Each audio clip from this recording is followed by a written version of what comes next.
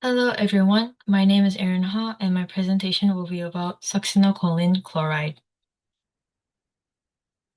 In this presentation, I will briefly go over what succinylcholine chloride is and why we need to know.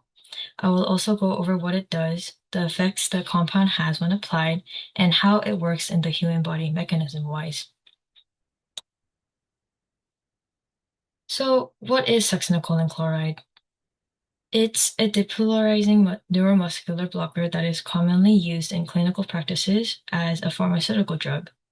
To simply put it, it basically acts like a muscle relaxant and a paralyzing agent when it is administered into the human body. And it's one of the variety of drugs that many hospitals use, usually alongside sedatives and anesthetics to intubate patients and prepare them for procedures like surgery. In a way, succinylcholine chloride also somewhat acts like acetylcholine, which is a neurotransmitter that is naturally produced by our bodies for communication. Before we really dive deep into this presentation, I would first like to go over some of the reasons why we should know about this drug. One of the main goals that I had in mind for this presentation was to sort of provide some knowledge to students who are interested in pursuing or already in the journey of making a career in the healthcare industry. So that includes our future doctors, nurses, pharmacists, etc. Since succinylcholine chloride is one of the many drugs that hospitals use today, I was hoping that this presentation would be able to educate those students on what they will probably be handling in the future with their patients, and also to spread some awareness on using it, as it is a pharmaceutical drug that can quite literally paralyze people. Of course, besides those students, I was hoping that this presentation would also entertain those who are interested in what's happening in the body during certain clinical procedures, as I have mentioned before, like surgeries, intubation, ventilator administration, etc.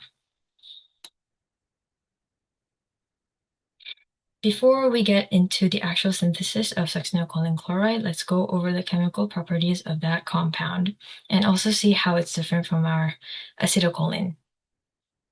As you see in the picture, succinylcholine chloride has two ester groups in its structure, which is here and here, along with two trimethyl ammonium groups at both ends of the structure.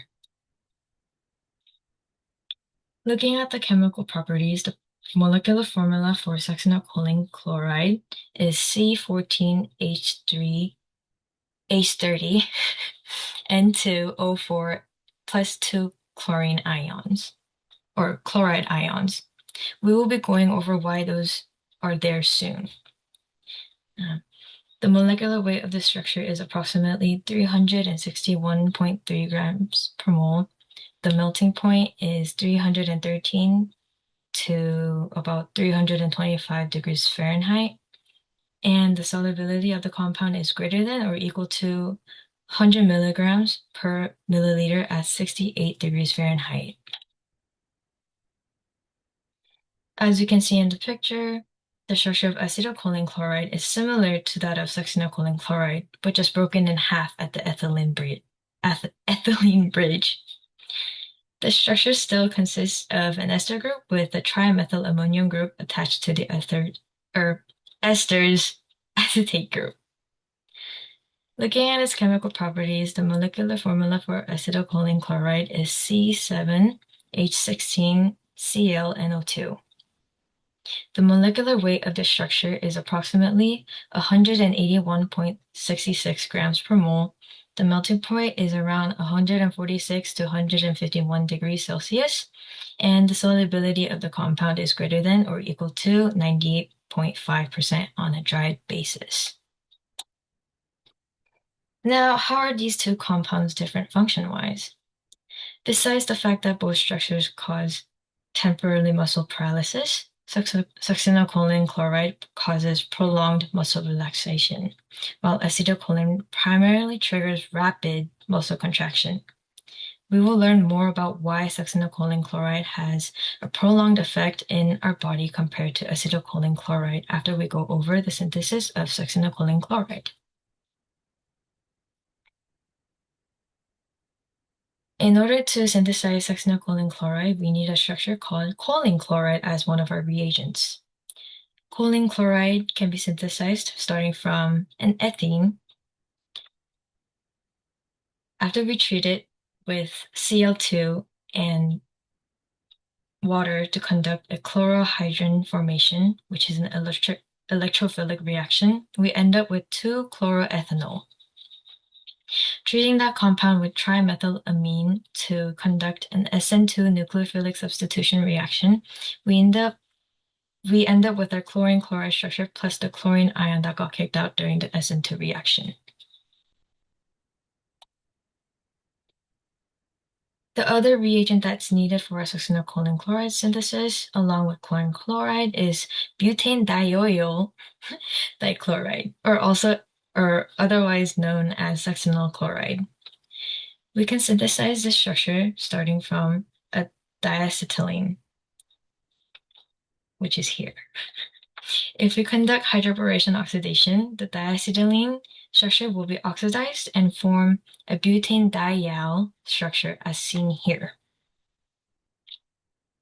Treating that structure with chromic acid will result in the formation of butane dioic acid, and treating that structure further with SOCl2 and pyridine will give us the succinyl chloride structure that's seen here. Okay, now that we have our reagents, we can actually synthesize succinylcholine chloride with chlorine chloride and succinyl chloride by conducting a typical alcoholysis NAS reaction. First, the oxygen atom in the choline chloride structure will use one of its lone pairs to attack the carbonyl carbon, attack the carbonyl carbon of succinyl chloride and make a bond, which is seen here. This breaks the pi bond of the carbonyl group and moves the electrons up to the carbonyl group's oxygen atom, seen here. This will result in creating a tetrahedral intermediate called Ti and succinyl chloride's oxygen atom having a negative charge, while the oxygen atom of the choline chloride gets a positive charge. Now that we made our Ti, to decrease the choline chloride's leaving propensity, we deprotonate the oxygen atom with the use of the chlorine ion to make hydrochloric acid, which is seen here. Once we've done that, we can collapse our Ti by moving one of the lone pairs on the negatively charged oxygen atom down to make a pi bond again, and then kick out the chlorine ion by breaking the sigma bond, giving the ion its electrons while at it, which is seen here. The same exact process happens to the other side of the succinyl chloride. Choline chloride attaches itself to the carbonyl carbon. This makes a Ti, the choline chloride's oxygen gets deprotonated, and then the Ti collapses after the making of HCl and kicks out the chlorine ion while at it, which evidently leads to the formation of succinylcholine chloride.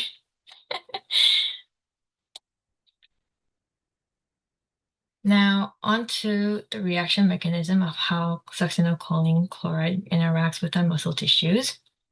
When administered, succinylcholine chloride binds with a skeletal protein receptor at the end of the motor tissues, called the nicotinic acetylcholine receptor. As we see in figure B here, we can see that the receptor has two binding sites for the succinylcholine chloride compounds to bind to, here and here. Figure D and E shows the different amino acid structures that the succinylcholine chloride interacts with through intermolecular forces, which we will be going over very soon. Here and here. If we recall a few slides back when we went over the fact that succinylcholine chloride has a prolonged effect compared to acetylcholine chloride, the reason behind that phenomenon is that succinylcholine chloride is immune to an enzyme called acetylcholinesterase, which is a protein enzyme that usually immediately breaks down acetylcholine when it binds to the nicotinic acetylcholine receptor. But because succinylcholine chloride has a different structure and yeah, it requires a completely different enzyme called butyrylcholinesterase, which is located in the blood plasma. So that takes a longer time for it to break down and thus has a prolonged effect on the body compared to acetylcholine chloride.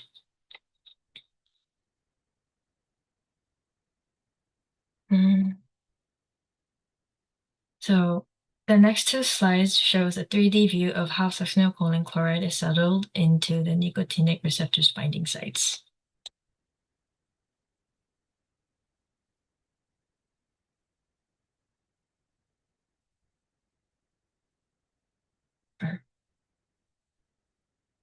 There we go.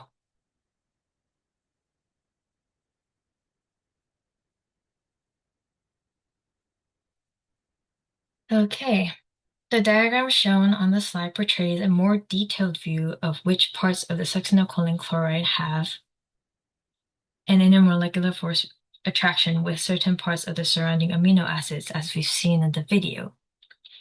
Labeled in hot pink, a non-covalent interaction called the cation pi interaction is happening between the aromatic rings of the surrounding amino acids and the positively charged nitrogen atoms of the succinylcholine chloride. This attraction occurs because the aromatic ring is rich in electrons and has overlapping p orbitals that create a delocalized electron cloud, which results in a partially negative charge in that region, and thus results in an attraction with the positively charged nitrogen atom of the succinylcholine chloride. Labeled in cyan blue, we can see some hydrogen bonding occurring between the hydrogen groups of the surrounding amino acids, specifically on the carboxylic OH and the NH2 groups here, and here, with the carbonyl oxygen atom of succinylcholine chloride. Lastly, labeled in neon green, we can see some van der Waals attractions taking place between the carbon chain of the amino acid leucine, which is in purple, with the ethylene bridge of succinylcholine chloride here. Okay, to finally wrap this presentation up, we learned that succinylcholine chloride is a depolarizing neuromuscular blocker that binds to two places on the nicotinic acetylcholine receptors via intermolecular forces. We also learned that due to the structure's immunity towards the default enzyme acetylcholinesterase, succinylcholine chloride has a longer effect on the human body compared to acetylcholine chloride when it is administered as a drug. Okay. Now, one of the lingering issues that we have regarding succinylcholine chloride and its synthesis specifically is the usage of butanediol dichloride or succinylcholine chloride and its lack of green chemistry. Succinylcholine or succinyl chloride is known to be highly reactive and corrosive, and also known to produce fumes that are toxic to humans when it is used for synthesis of succinylcholine chloride. Currently, to make this synthesis greener and more environmentally friendly, recent research has proposed a method where a deep eutectic solvent, in this case a mixture of choline chloride and zinc salt, is used to act simultaneously as a catalyst, solvent, and starting material to convert a much greener reagent called succinic acid into succinylcholine chloride in a single one-pot step. Of course, due to the cost of certain reagents, further research is needed to continue innovating safer and greener ways to synthesize not only succinylcholine chloride, but also pharmaceutical drugs that are used in clinical settings today. Here are my references, and thank you so much for listening to my presentation.